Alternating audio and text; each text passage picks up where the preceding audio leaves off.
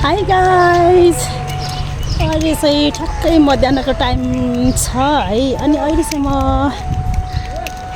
लाउती चोकमा छु कि साथीहरू। अनि अहिले चाहिँ म कहाँ जाँदैछु भन्दा त्यो झोला तपाईँहरूले देखिराख्नु भएको छ है।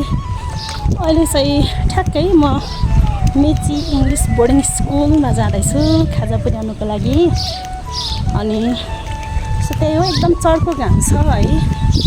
मैले हतारको बेलामा छाता पनि बोक्न बिर्सेछु है।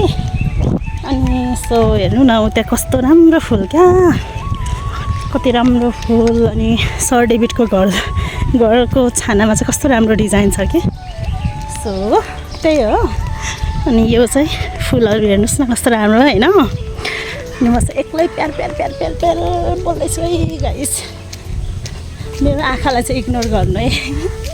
चर्को घाम छ नि त, त्यही भएर चिम्रो आइरहेको होला क्या। सो स्कुलमा जाँदैछु।